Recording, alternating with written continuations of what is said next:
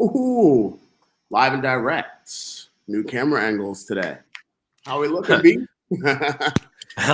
Looking good, except for this glare in these blue blockers that I need to wear because I can't see anything. Yeah, nice. But yeah, otherwise things are looking good. Yeah, looking good, brother. hell We're yeah. on. We're live. We're here on Tuesday. A little bit less sizzled than post Space Bacon somehow. Feel like we're sizzling a little bit out there. I've been keeping up the bacon intake. Let's just put it that way. I'm still sizzling a little. Yeah. And taking the bacon. Let's let a few of our homies get in here. If you're here, say hi in the chat. We want to know you're here. We're talking Goosemas today, as y'all probably know. Bruce, what you think? You know, since Goosemas concluded, what have you been up to?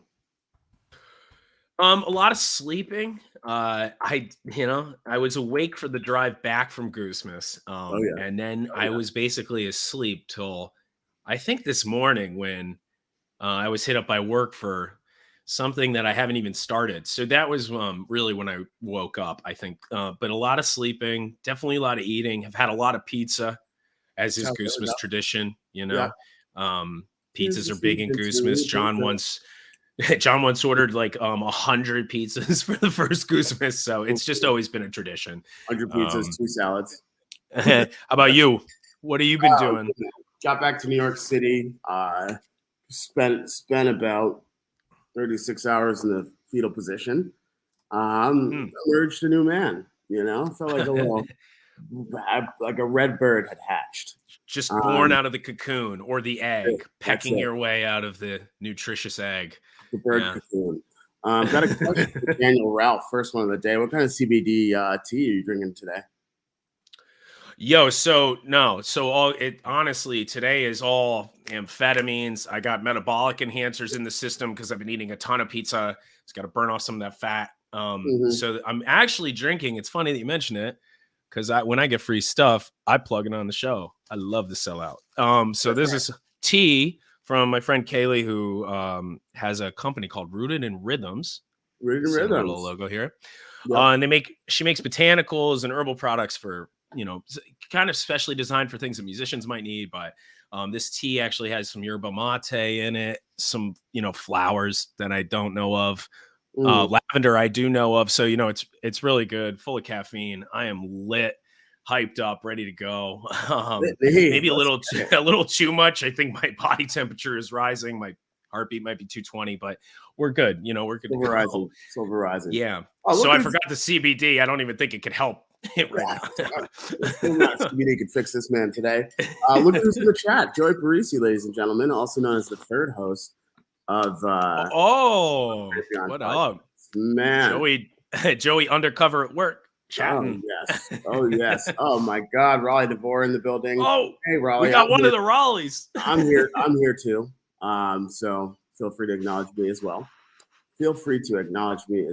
What's up, Amy? How's it going, Amy? Hope you had a good Goosemas.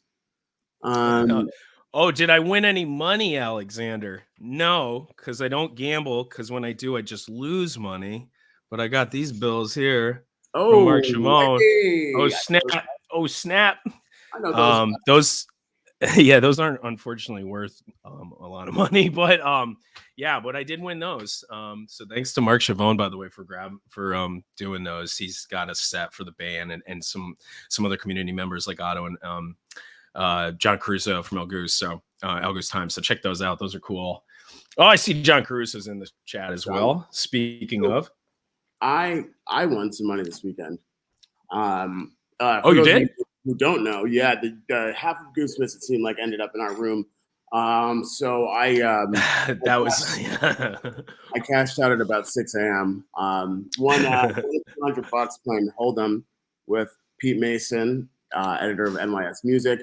Funny enough, I didn't realize that I was only playing Hold'em against the house and not the rest of the table. But still managed to win. That's it. The reverse psychology move. Yeah, that's right. We were talking about that at 6 a.m. after the 50 people left our room. I also want to call out, since I mentioned John Caruso before, they did this great El Goose Times for the original show that was scheduled for December. They were still handing those out, but check out the new volume. released today with cool artwork by Kai Cousin. Shout out to Kai. Yeah, and it's a great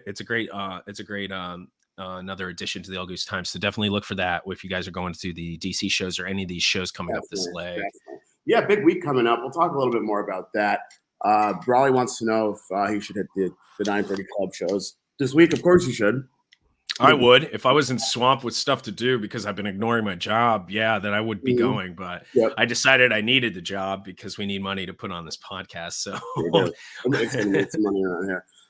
So yeah, if you're around, the DC area, go, check out Ryan Storm. He's on tour. Meet the man in person. Even more of a baby face in person, it turns out. Dick Smith wondering if the gem of the year 2021 has been decided. Not quite yet. We're in the round of 32. But get on at Drive Goose on Twitter and vote there.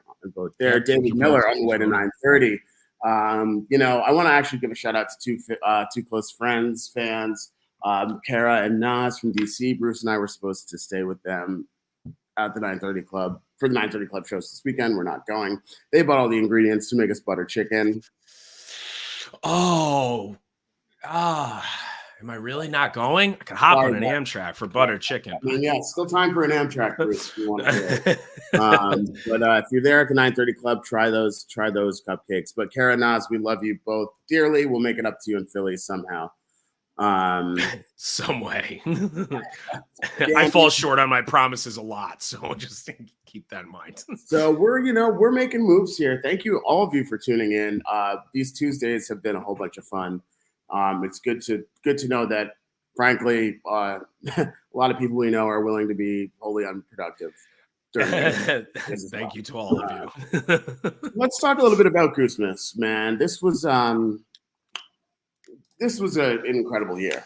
Obviously, the biggest Goosemas yet. Huge production. Mohegan Sun. As EJ said, these casino maps are not psychedelically friendly. However, the lights certainly are. That's what kept me up so late, of course. Incredible weekend. Mohegan, I think, has special significance in all of our lives. We've seen a lot of shows there over the years. My first concert there, I think I mentioned this a couple Tuesdays ago, was Maroon 5. Unfortunately, Bruce Adam Levine's shirt was not off. Maroon 5 doesn't make sense. I don't know why. Yeah, I don't know why. Songs About Jane tour. That was cool. I never thought I'd be at a show, there where my friends were playing, and I was somehow tangentially involved. Caught Fish there a couple times, saw Prince there, and now on this illustrious list we have Goose. Bruce, tell me a little bit about what you did the night before Goosemas, all through the house. Oh, well, yeah. Okay, so let's back up. So before Goosemas, I did get a little warmed up here in Connecticut with Doughy Joey and our friends in Residual Groove, the Edwards brothers, up at Tribus Brewery in Milford, Connecticut. It's a really cool spot, and they do make some great beers. So if you are ever in the Fairfield County area, go check that out. Milford's got a ton of cool spots, honestly. But Tribus is actually a great spot to see a show. They have a good setup for a small show, big bar. Like I said, a lot of good beers. They got a back room with game tables and stuff. So that was a lot of fun. We got to go with a bunch of friends. Some of the photographers that were at Goosemas, Jamie Hunefeld, Quinn, they were there, and just connected with a lot of people before the Goosemas event, which was a little bit of a whirlwind for you and I. We had to do some work because it said it on my pass. I was working. But yeah, so we had to do some work before. So it took up a bit of a chunk of our time. But it was all good. It worked out well. We still got to see a lot of people, which I was happy about. And, I wanted to go back then to what you were saying. One of my bigger regrets is not seeing Prince when he was at the arena. I think, I don't remember back when that was, but it was right before like a Fish New Year's, and I'd already done a ton of Fish that year. And then the seats were like for the upper bowl were like, I don't know, $275 or $300 at the time I was looking at tickets, and I was like, I just can't swing it. Now, unfortunately, he passed away. I think like the next year or 2 years later, a few months later. Yeah, that was right away. Yeah, so that was a big regret now that you mention it, man. But I've never been to the theater, to the arena. I've only been to the theater there in like high school to see Alabama. I don't know if any of y'all know Alabama, but one of the best Southern pop country rock acts ever, in my opinion. Much less offensive. Florida Georgia line. Yeah, much less offensive than Florida Georgia line. I don't think I could listen to more than a minute of that. But yeah, check out Alabama. I even have a license plate, but didn't never put it on my car for obvious reasons. So, sure. But yeah, it was the only time. So I was really excited to see the arena, and especially like you said, to see our boys playing there. It's pretty cool. Yeah, back to that Prince thing one more time. So that was, I think that those shows were 2015. It was December 2015. Okay. 27th, 2015. That was my Christmas present to my parents. Was those Prince tickets. And cool. Yeah, we had to like drag my mom out of there during his 5th encore. You know, she was loving the show, but it was great. You know, it was an incredible evening. I never really saw my parents get down like that, so I went from 27th at Mohegan to 4 straight nights of Fish, which was super cool. Yeah. So really, you know, awesome experience getting Mohegan Sun, quick, easy. We can announce it now. We did a huge interview, arguably, with the exception of Franz Petit Lupin, probably the biggest guest we've ever had on The Great Beyond. So next week, we will be releasing an episode. We head down the pathway with the one and only Pete Shapiro of Brooklyn Bowl, of the Capitol Theater, of Relics Magazine, of Dayglow Ventures. We talked to Shapiro. He dug in with us, somehow understood our humor. Joey doesn't seem to remember the interview, but yes, we did. Joey, you actually put together all the materials, if you don't recall. Oh, yeah. Joey, but, yeah. Look at that. So check out, be on the lookout for that interview coming next Wednesday. That's going to be an awesome episode. Really looking forward to listening back to that one. You know, if we can even get our sound engineer to get it mixed. Who knows? That's right. Robbie Chemical. So, you know, I think this whole thing, this whole show, the whole spectacle of it was pretty incredible. I mean, first time in an arena, green rooms, locker rooms, catering, Gatorade, beer. Tons of locker rooms. Yeah, tons of locker rooms. I left our locker room and couldn't find the locker room, and somebody directed me to another locker room, where Ben and some other dude had some very strange glasses on. Ben was shirtless and he was getting lasered. And I said, this is not where we're interviewing Pete. Do you guys know where it is? And they did not. They seemed like they were involved in something. So I left. Yes. Ben's gotta get warmed up. Yeah. Let's go. Yeah.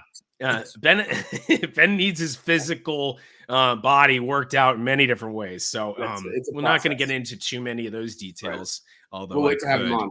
Yeah. Yeah. Oh, good call. Yeah, we need him. But yeah, once I figured out where all the locker rooms were, I figured out where all the beer was, and then I utilized the green rooms to the fullest extent at that point. Absolutely. But yeah, what a crazy backstage, dude. Huge, and then huge columns backstage with all of these cool acts logos like printed on there, like stamped on there and then signed underneath that shit. It was really, really cool. So I don't know if they like Goose do that yet, you know? Yeah, right. But it was really cool to see all that backstage and a lot of cool records on the wall, a lot of cool commemorative memorabilia back there. So it was really, really neat. Definitely. Huge shout out to our homie, Janie Lunn. Happy birthday. Was it yesterday? Is it today? Of course, we're gonna get to this. We're gonna talk a little bit about it. But huge congratulations to Ben and Sam on their engagement. Well, let's get to that. That's a set thing. That's on the agenda. That's a track. Yeah, it's a track we got to recap. So yeah. Ben, have you told Sam about the process of getting lasered by a man backstage? Maybe we want to talk to her about that a little bit. Let's dig in. Let's dig into the music, the thing we allegedly know a little bit about. So set one, like full disclosure, I'm still kind of processing all of this. Like it was just such an amazing experience that I haven't quite soaked it all in yet. Or at least that's what I'll attribute my cognitive capacity to. It's a good excuse, if any. I'm going to go with that more often.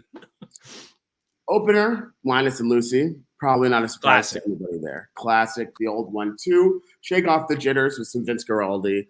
My favorite Goosemas opener, of course. It only makes sense. So Linus and Lucy got that out of the way, and then Yeti. Yeah, Boom. hopping right into Yeti. Yeah. Which is Um, good because it's like an opener anyway in those slots. They did that with the new songs, play a new song and then boom, play a classic opener kind of after that, and right. it's kind of a good way to lead into gives you like one long opener. Linus and Lucy was shorter, So then jumping into Yeti, which people love to hear those opening notes too, Yep. and that really did build up, the energy in the crowd right away. Yep. Yep. Yeah, that was. I mean, sweet. And Quinn, you mentioned it, took the words right out of my mouth.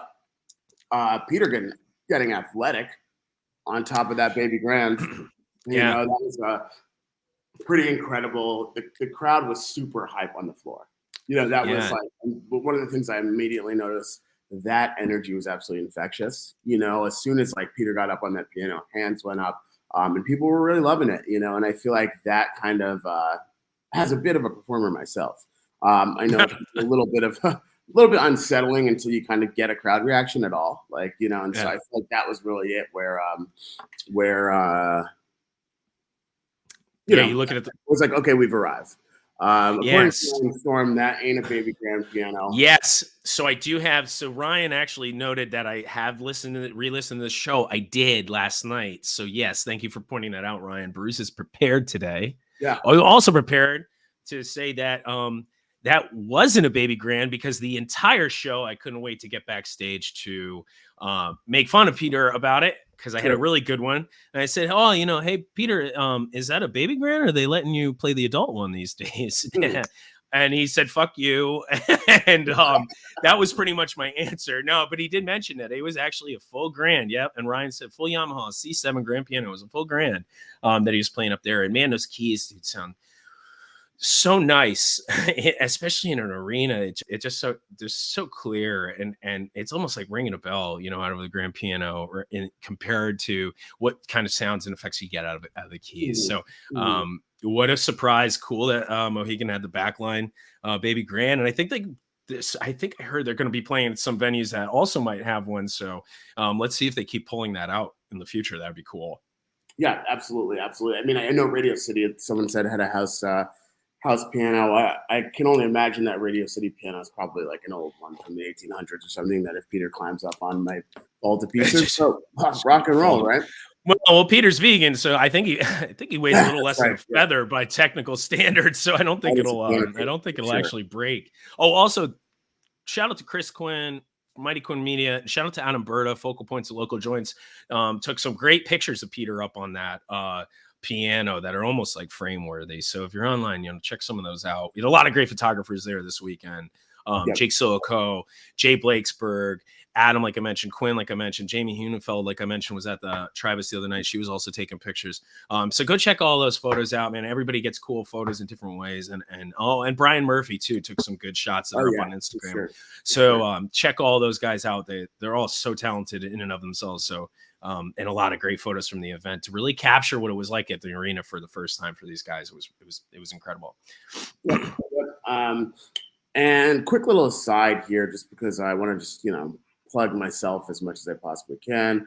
Shout out to Matt McNulty, our good friend of the band. You may see his McNulty Love Seat. Stay tuned for, well, maybe not today, but some more information about the project that could involve myself. But enough. This is we're prone to tangents here. We're only on. All we do is take asides in this show. I'm not really. It's not linear. Yes, not at all. That's type 2 podcasting all day. Atlas Dogs. Bruce, tell me a little bit about your thoughts on Atlas Dogs. I was getting ready to do that interview with Rick and Peter that I guess nobody heard. So I actually kind of missed part of being a set one. So tell me a little bit about what yes, thank you, Joey. Tell me a little bit about Atlas Dogs. What'd you hear? What'd you see? What happened? Well, I think a lot of people are familiar with this now. They played it a few times. It's a new song. It's got like this continuous drumline beat that kind of gives the song a lot of energy, even though the vocals and some of the rhythm over the top of that, some of the melody over the top of that is almost, is again one of those more like vibey, indie-ish kind of feel. But the drumline kind of keeps it going. And like we've talked about, man, I can't put my finger on whether or not, how I feel about Atlas Stars. Sometimes I'm feeling like, oh, maybe it's one of my lesser favorites of the new songs. Sometimes I feel like it hits and sounds good. And they've only played it a few times, so it's really hard to tell. I like this version, but I was talking to a lot of people yesterday who kind of, were out of all the new stuff that they played at Goosemas, they did play 7 new songs. Like, some first time plays. I think this was one that just didn't click as much with some people. I thought it was kind of good placement. I thought the jamming was pretty cool. After the composed part, kind of like a fluttering rock style jam from Rick. And then the last 4 or 5 minutes were like more moody. You're getting a lot of keys towards in these jams, sometimes towards the end, like Peter carrying a lot of them. And I don't know if maybe that was just because of the baby grandma, although sometimes I did see him on the keyboards too. But he was getting showcased a lot in these, and he gets showcased a little bit towards the end of this.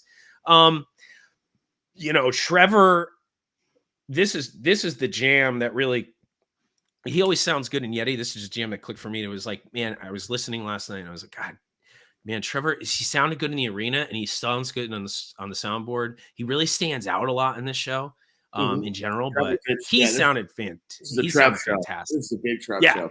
It's the Tweak show today. So he sounded fantastic in this and throughout the jam segment, especially, but really throughout the entire song, and then I just, I didn't think it was that bad. Maybe it was a little long.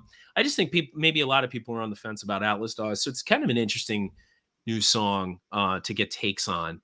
But then I was more interested, really. Then after that, we got the Echo of a Rose, the fast version of that, which I thought after that kind of, flowing, kind of marching Atlas Dogs, then they take a break and then jump into Echo of a Rose. The fast version's cool because it's dancey, it's a little bit more up tempo. And Echo of a Rose has great lyrics. I just love that song. There was some hot takes on this fast Echo.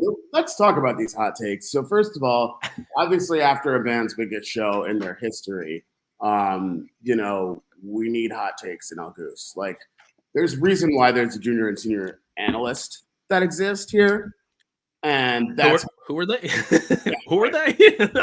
We apply, right? We've moved up, I suppose. But yeah, some hot takes. What was the big thing? Was it Leon George and El Goose who mentioned? Yeah. I mean, multiple tempo changes. Yeah, right. Exactly. That, it's almost like now that they have variation in tempo for All I Need, for So Ready, even though So Ready and Slow Ready are more than just variation in tempo, they're really different songs, just used in the same way. But it's like, and then you get so we have the Tumble and Tumble, the So and So Ready, AIN. Now we have Echo with different versions of it. I think they have a lot of different versions of a lot of these songs. It's kind of nice that they can still play these hits that sound great in different styles and can fit in set lists because they're different styles. So somebody, I think it was our buddy Cam. Yeah, you guys like Fast Echo. So I didn't at first when we heard it in Austin. Greg and I were in Austin. I just was like, these guys already have trouble over in Texas. We can't even see them. I was like, but and I think it grew on me. The one from Mission was sick. I love that. That's incredible. Mission is what sold me. Yeah. So then this one too, I'm just like, now I'm looking forward to hearing it. And I re-listened last night and I thought it was pretty good. But not only Leon, but a lot of people, I just think they thought it was sloppy. He doesn't think the cadence of the lyrics and the dance beat don't mix. I think that's what I was thrown off by the first time we heard it. So I don't know, I don't know what do you think, Greg? I think Connor's dad's shrooms kicked in during Echo and he proceeded to smile his way through his first Goose show. That's what I want to hear. Oh, drugs are good, songs are good. It's easy peasy. We're here. So maybe for all of you who had a little trouble with Fast Echo, feel free to reach out to Connor's dad for the right shrooms to access the music. Okay, so we're better. Maybe we need more tangents. I don't really know. It's hard to tell what is actually a tangent and what we were meant to talk about. So we need you, Joey. So followed up by So Ready. Obviously, you know me, joyous that it was not Slow Ready. This was obviously a show that required a So Ready. Classic heater. And I was happy. Thought it was going to be just that closer actually. So I was starting to sweat for my interview. We got a beautiful Silver Rising. Yeah. Silver Rising is a cool song. And I guess this is a slightly different arrangement than the first time. Echo over Shroom. Good one, Brian. I like that. Like that one. Yeah, we're keeping that one. Silver Rising, beautiful. Like I said, will totally be on the soundtrack for the Teen Wolf reboot. Yeah, that's I can't wait till they start getting very specific songs about werewolves on soundtracks. That's going to be the next step in their evolution. One thing I love about this song, and I really grew to like about Redbird after actually taking the time to listen to the song finally, was that these vocal rounds are cool. They kind of set this cool ambiance and mood that feels different than when you try to do the same sort of mood with instruments, and in jamming. So it just gives them another layer to add to some of these jams and some of these atmospheres that they create during shows. So I've grown to like that a lot. Peter's vocals are sounding better all of the time, and Rick and Peter are clicking on timing and harmonizing a lot better all of the time as well. And so these rounds are really working for me. It's neat to hear more of that in these songs where you don't hear that a lot in jam bands. So it's pretty cool. I'm liking those rounds as well. Stay tuned. I heard, tonight at 9:30 Club, we're going to get a 26-minute row your boat. So, just gently down the stream. I should have taken that Amtrak, dude. Yeah. Butter chicken and rowing a boat, baby. Come on, dog. We're missing out. So, set one over into Interview with Greg Knight. Thank you for those of you who tuned in and listened to it. Apparently there were some audio issues, but got some good comments from Rick and Peter. Got some, good to kind of break down the set with them. But, I'm glad we could figure out the audio issue. Thank you to every single person that texted and called me while I was on to let me know that there were a lot of issues. Yeah, it was good as I was trying to read the comments on the stream. I got about 6 phone calls and texts. But my mom said I did a good job based on what I had, so I can only imagine it was okay. Set one, quick set break, back in for set two, opened with a Rockdale. The guys released Rockdale yesterday on YouTube. Check it out. Feel free to watch and argue about how many people were there based on looking at the seats. Rockdale was awesome. Kind of a standard one. Heard some grumblings about them playing Rockdale a lot lately. What do you think about that, Bruce? Yeah, man. I mean, like we were saying, dude, there were hot takes, take after hot take Sunday and Monday. I'm kind of surprised by that a little bit. But yeah, I can't get enough of Rockdale. I mean, somebody had posted on the board, a longtime fan, Matt Ferrari, he's a big fan. But he, posted about, it was kind of tongue in cheek, but posted about maybe putting Rockdale to bed for a little bit because they've played it quite a bit since they kind of introduced it to Fred. But it's like, again, I think people forget a lot of the evolution of this band over the course of the COVID period, where even still today, with 18,000 people in El Goose, just for example, and we have subreddits, we have Twitter, everything, but just for El Goose, so we have 16,000 people uniquely who are active every month. And a lot of them still have not seen the band or have seen them once. Right. And like, if they're going to go see them, they've heard all these recorded versions of Rockdale that are sick. It's like, oh man, I'd love to hear that live. Well, the band knows that. They're going to go play in these new places. Sure. They want to play it for these fans that have never gotten to see them. And so Rockdale's still getting a lot of play. It's less than a year old. I love hearing it. I think it's sick. I don't think they need to kind of take it out of the rotation anytime soon. Right. But I get where he's coming from. He saw it maybe I think he's at 3 or 4 times in 6 shows. And that's just kind of partly luck. And that's just the way they've been playing and putting together set lists. So, there will be one day when you're not seeing Rockdale and you're going to ask for it back. Yeah, I'll be backstage, pushing Rick up against the wall and saying, "Where's Rockdale?" So stuff like that. So we'll have to see. It'll be my last time backstage. So let's move away from this. It's my 3rd show. They're playing this song too much, Yeah. How many times I've seen All I Need? Come on, dog. Come on. Come on. So all I moving don't on, need. all I needed. So on to Redbird. Straight burden up in there. Another one where I was like finally done with responsibilities. Had to go find Connor's dad, and was wrapping up the mics and everything backstage, which is why I left my cables in your bag, Bruce. Oh But yes. what are your thoughts on Redbird? They were straight burden through it. This is the cable, That's the everybody. cable. Yeah, no, they were straight burden. I mean, like we talked about with Silver Rising, I guess I just love that. I love the vocal jam or the rounds, whatever you want to call that. Mhm. And the textures that they created of these Redbird jams. Like I really see why people really were That's attracted to Redbird. It's like kind of a bit of a more mature Peter song. mhm. It's fitting more than some of his past songs have, which are a little bit more poppy into like this more, indie kind of more mellow kind of mood kind of vibe. And besides just the singing, they build out these textures and these jams that are uh they give you a lot of feeling. They're really melodic and Yep. nice, almost kind of like those blissful jams people will talk about. But they do it consistently, so I liked it definitely, and I was happy to hear it live. I think my first time hearing it live. I only heard it Yep. recording, so Yep. I was definitely happy to hear it. Yeah. It was I think I emerged from backstage during Redbird. And actually was just kind of like I took my time to walk around a little bit, second set. Wanted to Yeah, just kind of catch a couple different vantage points, and just really, experience the show from a few different places. I really like to do that.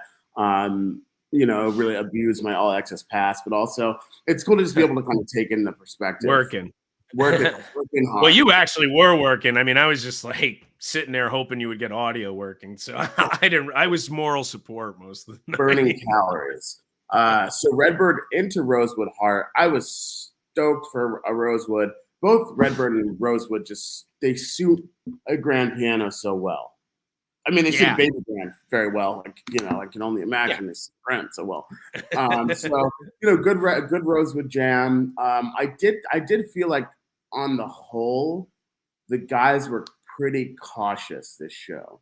They didn't take any really grand leaps like into deep dark territory with the jams. They a lot of them Yeah, were kind of in the box, if you will, and I don't necessarily think that was I don't know that was intentional, but like um you know, yeah.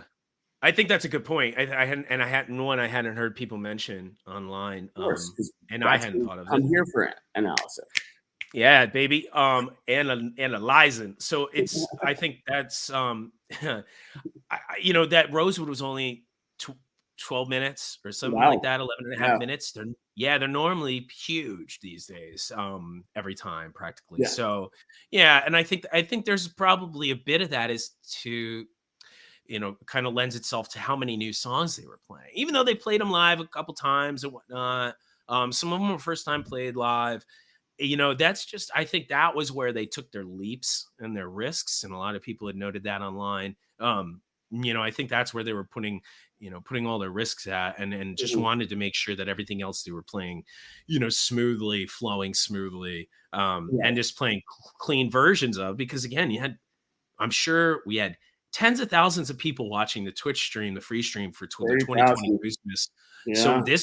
this one must have had thousands, Yeah. many more. So like, when you're reaching that big of an audience, there's always a sort of, a very specific way that you're going to want to approach that and that show. And I think that's was top of mind for them a lot, Totally. on Totally. Saturday. Yeah. Follow up from Rosewood, my personal highlight, Sinnerman, Nina Simone cover. First time played, obviously was released a couple months back in conjunction with Secretly Canadian's 25th anniversary, big fundraiser. Mm. But it was a great Sinnerman. I mean, we had a chance to catch up with Rick on Sunday as we were leaving, and he said he felt like they were kind of most locked in there. I agree. That was incredible. I hope that this really, really emerges a little bit more in the live catalog.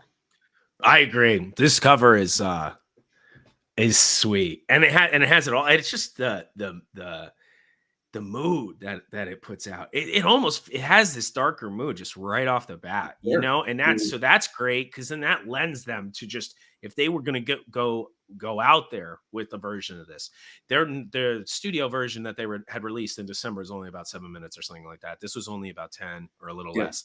Yep. So again, talking about trying to keep them in the box a little bit, but even then, it just sounds like a psychedelic song. It sounds like they're going out into space anyway, just kind of playing in the same structure. I agree with you, dude. I hope this comes out a lot more because I'd love to hear this in a lot of different parts in a show. I think it does fit their vibe super well. And if you had something like we had that Into the Mist and then the Can't Get You Out of My Head and Mission, I always think about these like, transitioning from something like Wisteria to something dark and upbeat like Sinner Man or something like that, or, Out of a Creature. It's the same place you could put a song like Can't Get You Out of My Head. And it just keeps that vibe going. So I think they got a lot of cool stuff to do with this. I really do hope to hear it a lot more. Yeah, absolutely. I mean, it certainly inspired you and I to sin aggressively after the show, but we don't need to talk about that. I was just sinning all weekend, to be honest. I am the sinner man himself. So on to Empress, another one that people said they've heard a lot of. I love Empress. I thought Empress was coming. Wanted just to hear their rip off that piano, and also. Music aside, I think it was a standard kind of Empress. But music aside, that pause in Empress was pretty powerful. Yeah. And again, even when I was re-listening, I felt like the Empress was a lot longer when I was at the show. Yeah. Thanks, Connor's dad. But yeah, I just thought, I felt like it was a lot longer re-listening when I didn't have Connor's dad around. I just wasn't I noticed that it was only like 13 and a half minutes. And yeah, that pause actually comes kind of early. But man, that was a lot of fun. Even though people were reflecting on this show as though it was a little underwhelming from an energy standpoint because it kind of kept this moody vibe going the entire time. It wasn't as dancey. I think the crowd there, I always felt like had a lot of energy. Every time the crowd had an opportunity to to use their voices, they were loud, man. And during those cheers, they were super loud, and yeah, crowd went off during that pause. Yeah, exactly, Greg. So it's just like, yeah, I don't know. I thought it was great too, and I also thought it was a really good way to end that set with Sinner Man into Empress. Cool dark energy into the cool, fun, positive energy that you get out of Empress. Yeah, for sure. Funny enough, I was that's when I was doing my kind of cruising of the venue space and popped in and saw a couple people. So I did. I was with our friends Connor Falvey and Sarah Graber from Relics. Took a little walk over to their section, which was on what's his name, the guy. Oh yeah, Trevor's side.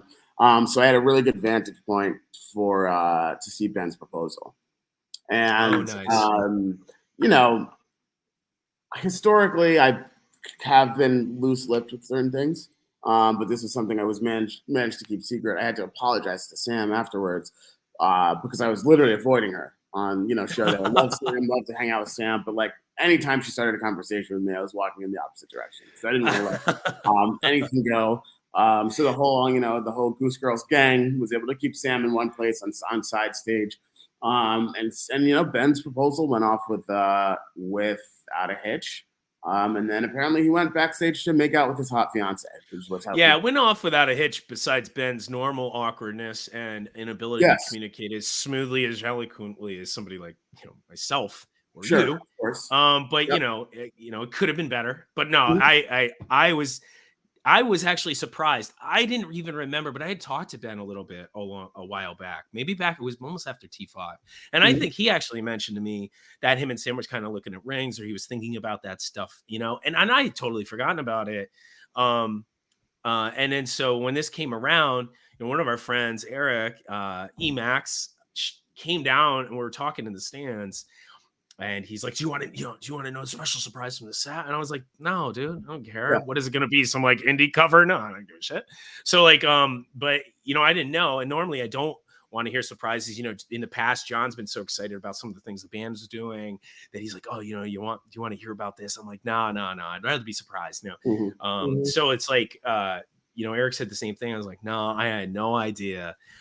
So I was very excited. I was definitely screaming pretty loud when that was going on, you know, and really super happy for them. They're very good friends of ours, and you know, and just seeing everything come together for the band in terms of all these relationships and in terms of our crew and you know, everything building up in a positive direction. This is just another step. So we're really happy for them and happy everybody got to see it. It was such a cool surprise, I think, for Goosemas and for all the fans there. So, and it got its own track, on the soundboard. Peter thought it was that important to cut it. So So I mean, it's a beautiful thing. We love here at the Great Beyond. So that's great. Congratulations to the love birds, the red birds, straight bird in love. Yeah. All right, now Bruce is done talking about people's relationships. All right, new tangent. Now the tangent. Taking a sidestep. Let's take a quick pause to wish a happy birthday to Kathy Kirkies.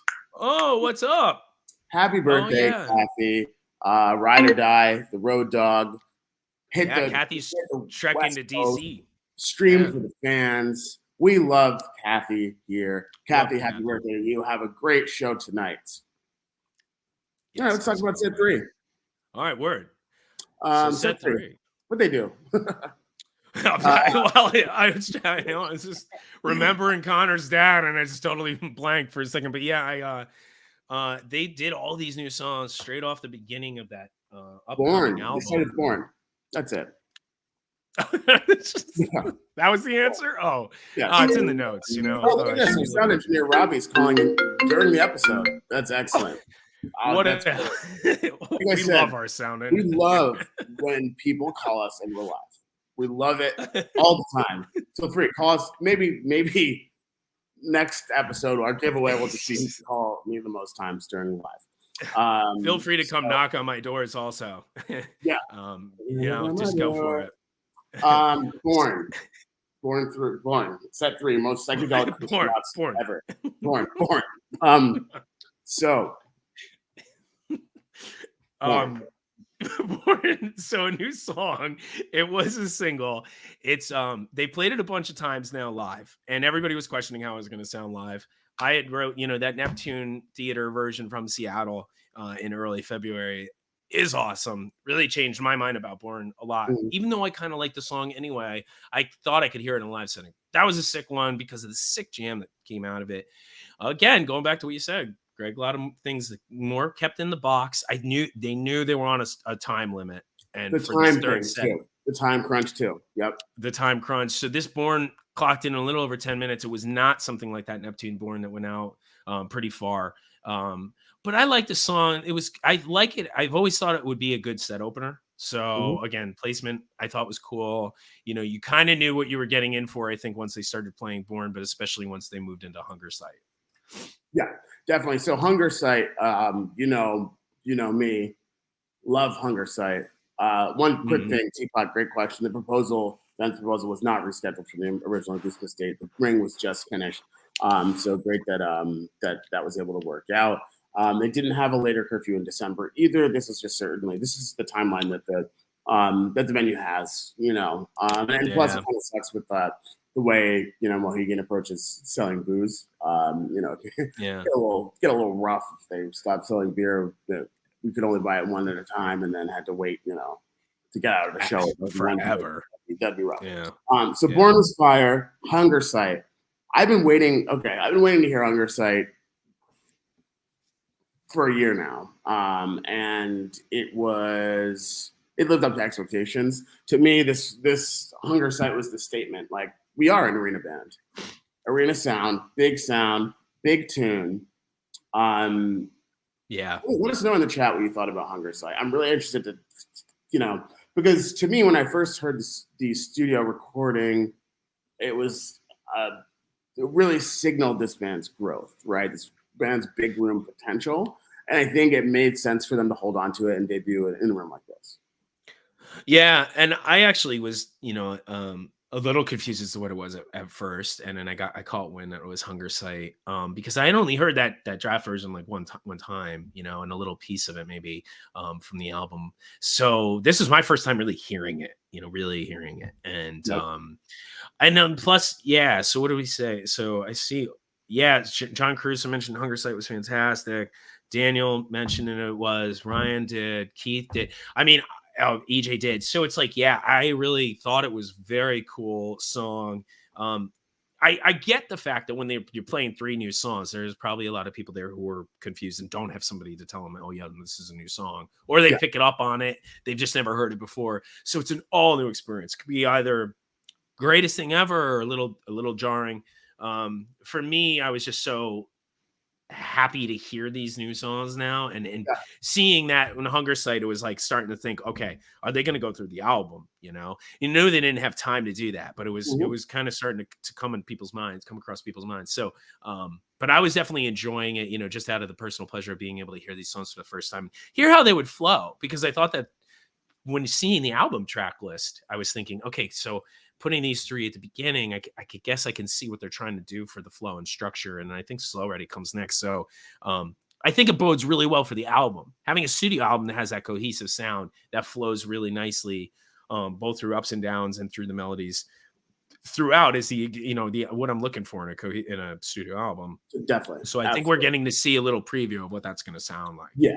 Yeah. And I think that's a very, very, very important point, is that if you go back and listen to Moon Cabin and Shenanigans, like, the guys really like to put an album together that makes sense and is sequential, and weaves together well. Yeah. Yeah. And so it was a seamless, kind of step by step into Dripfield. And whew, man, that was ridiculous.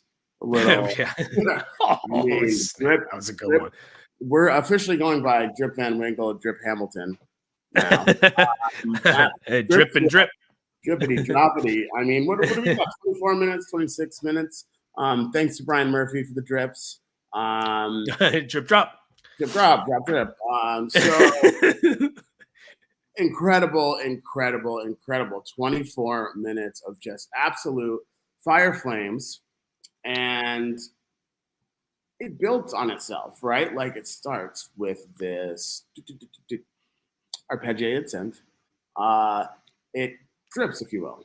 And I think the guys were patient. They let this build, and it's kind of like a different soundscape for them. I feel like so many bands have been so linear, right? Build, peak, build, peak, build, peak. But this was like, that sounds coming left, right, left, right, left. Could have been because it was third set. Right. Arpeggiated drip. but yeah, like that was the whole thing with leading Greg from Born through Hunger Site through Dripfield. That progression in and of itself, like you said, it's taking people to a whole different space, a whole different realm of soundscapes in these environments the band can put together. That is kind of getting new. It's a newer field. It's heavier indie vibes through Ridiculous. It's heavy indie vibes, and it's cool. It's transportative, and and that the pacing between Hunger Site and Dripfield, it was like one long segment to me that had all of these different pieces of it that fit together really well. And like you said, it kind of builds and ebbs and flows in a different sort of scenery than a lot of their music does. And I think putting those 3 together and playing them live like that, especially in an arena, now you're testing out the songs live again in a different way, testing them out together, seeing how they can flow, testing them out in the third set to see how people react and what kind of energy you can build, so they had a lot of these opportunities to try out a lot of things and present all of these new songs at once on a live stream to tens of thousands of people. Yeah. So it's like, I get why they took this chance and took this risk. And I thought it was excellent. I thought Dripfield was maybe the highlight of the night. It's between that and Sitterman, for me. So it was an incredible version. And a lot of people who I knew I was talking to who thought Dripfield, when they released the single, was one of the best new songs that they had released recently, whether live or in studio. And we're waiting to hear it live. And I think we got our answer as far as what they could do with it live. Yep. And I think really good points here in the chat. Kathy, Brian, EJ, Greg, Jeff, and Ben. Drums were really, really just on display here. I like where things are going with percussion.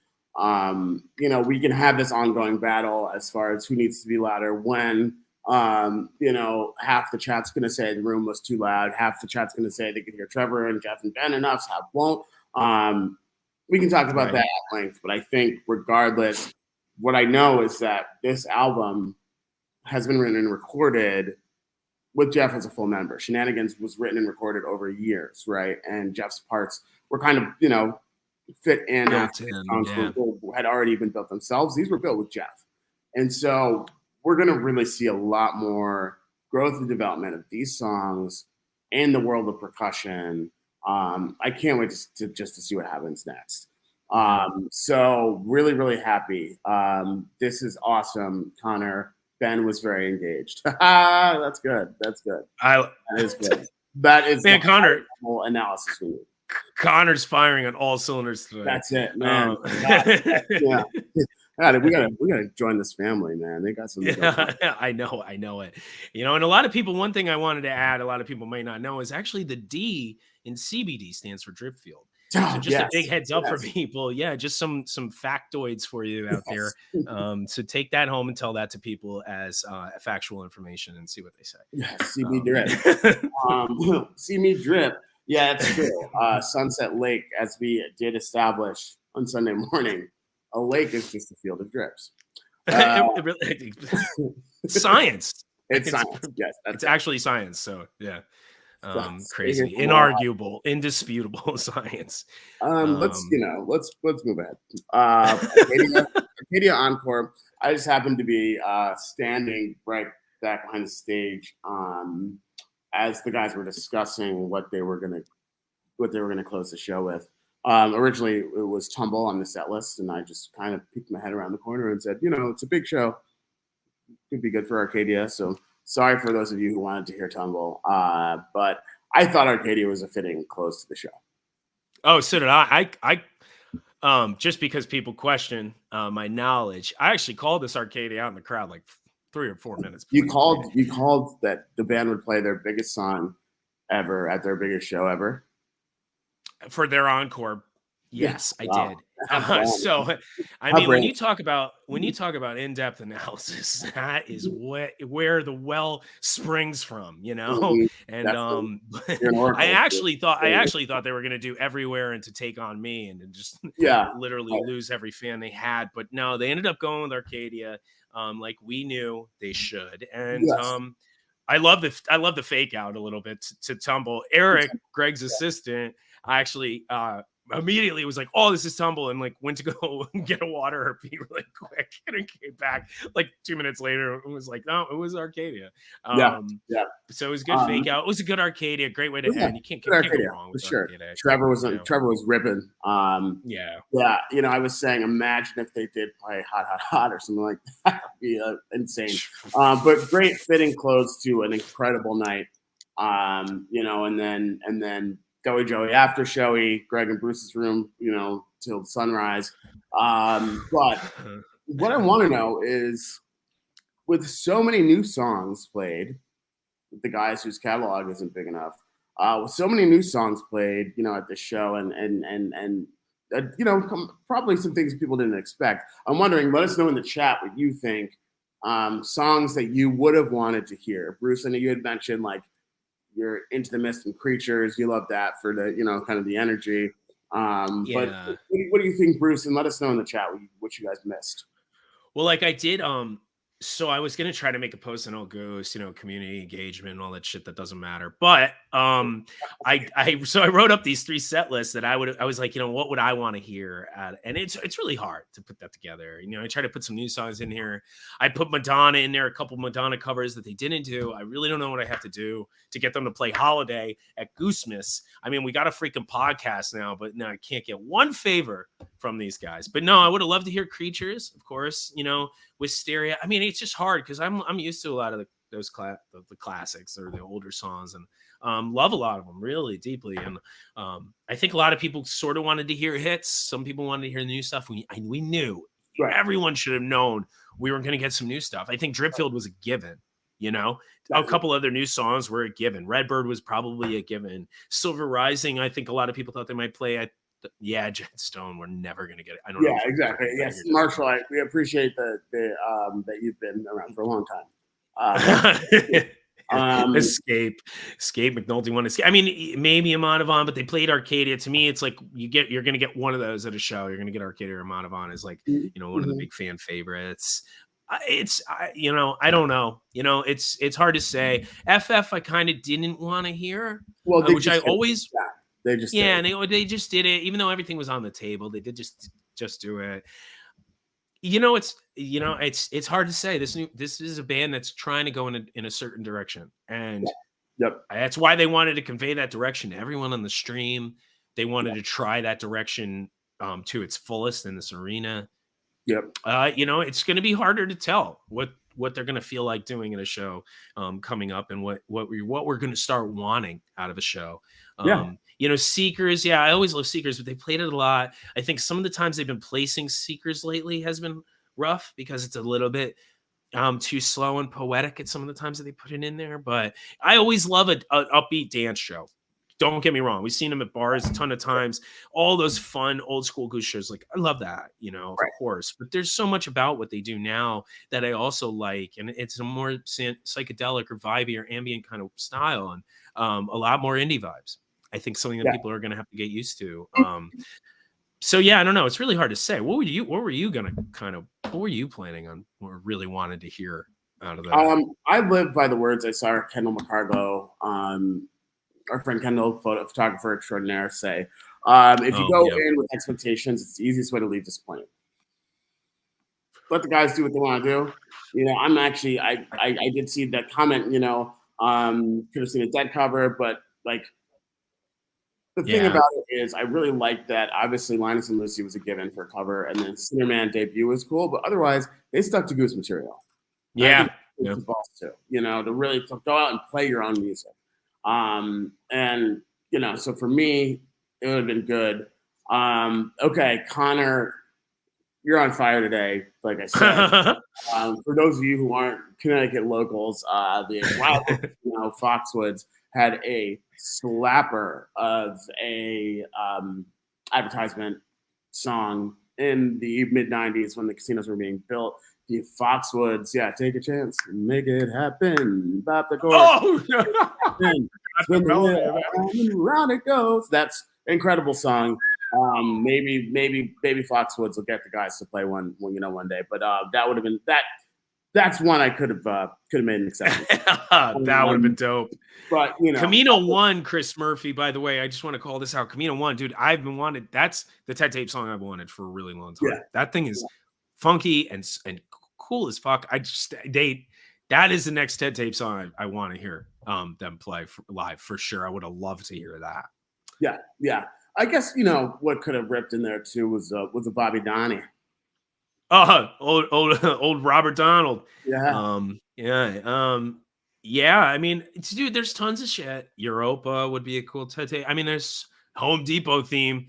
I just want to hear Elephant Proof play that again. Yeah. But so, I mean, that's just, there's tons of stuff that they could have played, but it is what it is. They're going to go choose what they want. It's the same thing you get out of Fish shows and a lot of other shows. And that's why, like Kendall said, it's great. That's always how I approached Humphrey shows when I was really seeing them a lot in the 2000s and stuff. And I just never had an expectation of what was going to get played. I just liked hearing the bands play music that I went to go see a lot. And that's how it is with Goose, and sure, there's always something that you might want, you might not get out of it. And sometimes they might play the perfect show for you. But I like the approach that they took, and it just made a lot of sense given so many of the opportunities they had to do different things at Goosemas with a crowd that is mostly big fans and people who know them well, or who aren't going to be turned off by a show that it wasn't their favorite, so it's a good opportunity for them to try all of this stuff. And I think they were smart to take advantage in the way that they definitely. But yeah, I think this comment from Alexander certainly wraps it well. The catalog is strong AF now. After this start to this year, all this new music, new jams, like so much coming at us, and a new album on the horizon. I am just so excited about the future. This was a huge exclamation mark on what was an incredible year last year. I'm kind of happy it happened in February. You know, they had an amazing pair of Chicago shows for New Year's, and like, you know, this almost celebrates like the first leg of tour. Yeah. Yeah, Um, it does. Interesting yeah, interesting point. Yeah, but that's true. Not a lot of chomping. EJ noticed. That's right. I certainly was chomping. Had a chance to actually run into Jeff and Steve Engborg of Oh, really? Jeff Oh, I Engborg. didn't see that. Yeah. And I Wow. chomped all the way through Rosewood, catching up with them. I haven't seen them in years, so good that. But we were secluded. So let us know also in the chat. Like, just raise your hand. I don't know. Give me a thumbs up if it was your first Goosemas. Wondering because the in-person Goosemas was. Oh, there he is. Oh, we got Jeff on the chat. Hell yeah. Jeff. So let us know. Give me a thumbs up or a hi, whatever. If it was your first Goosemas in person, because I realized the last one we had with people was what, Wall Street. Yeah, Wall Street. Yeah, Wall Street Theater in First Goosemas. 2019.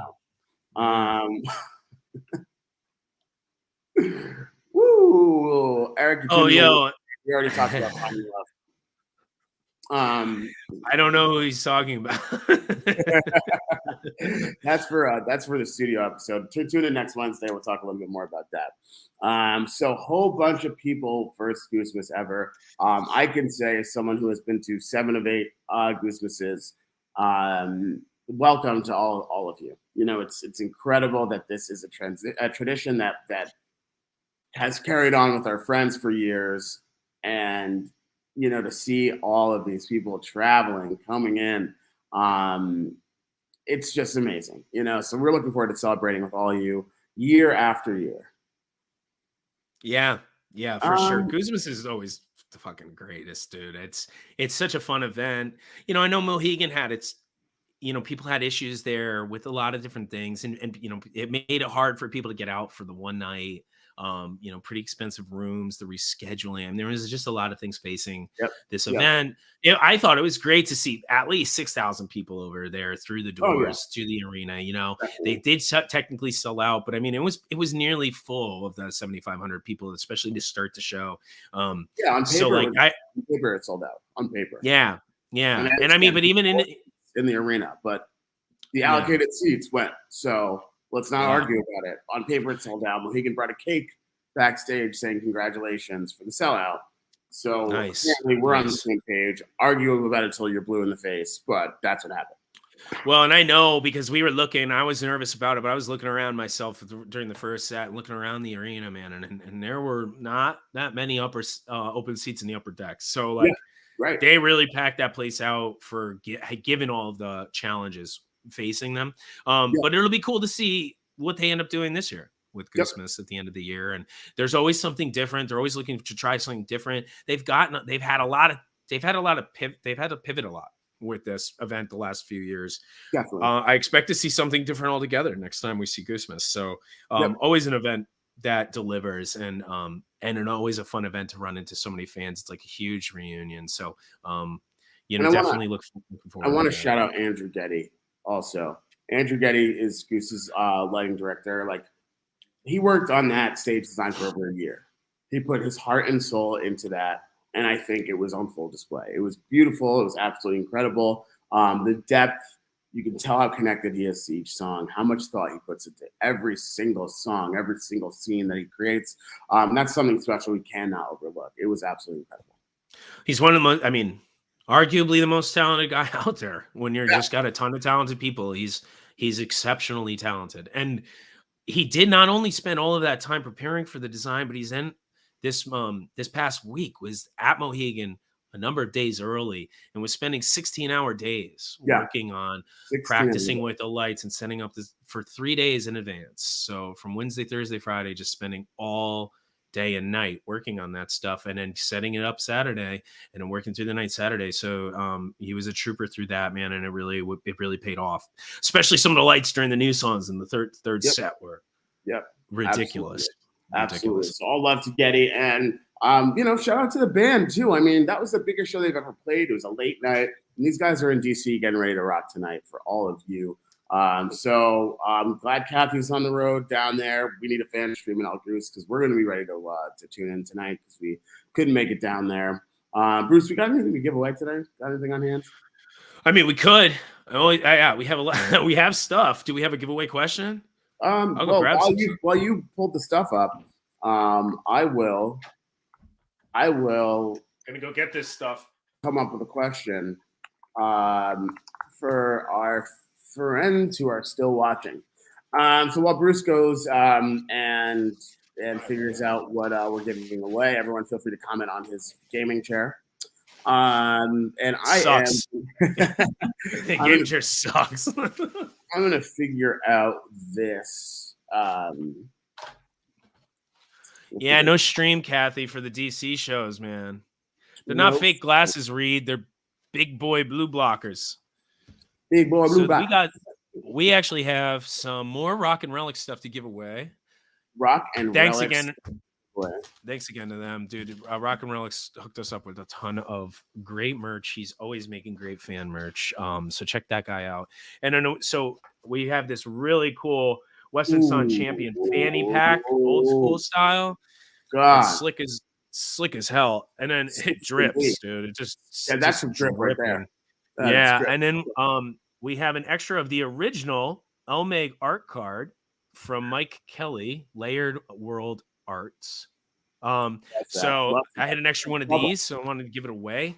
He just released some new ones, like a purple variant of that at Goosemas. I lost mine in the midst of our 75-person hotel party till 6 a.m. So I might need to ask Mike for another one of those. But we got those two things to give away. So hopefully Greg has a good question for everybody. We're gonna 75% party. We're gonna charge cover next year. All right. So question: Goosemas 7 Rockefeller Center, 2020, December 2020. How much money did we raise? How much money did we raise for charity? How much money did we raise in the chat? Let us know. How much did we raise for charity? Goosemas 2020. You can win this Rock and Relics gear. That's a good question and a tough one. Man, I don't even remember. I think I have a figure in mind, but I'm not sure how accurate that is. Too much of chilling with Connor's dad this weekend, No Ray. Winner, 45K. 45. Holy smokes. Narrowly edged out Connor. Sorry for highlighting you, Connor, there. 45K. A lot of people were close. Reed at 44, Greg at 42, Ryan at 50. But Noah Ray, our guy, Noah Ray Fan Club, you won that fanny pack. You better put something good in that fanny pack and bring it to me and Bruce at the next show we're at.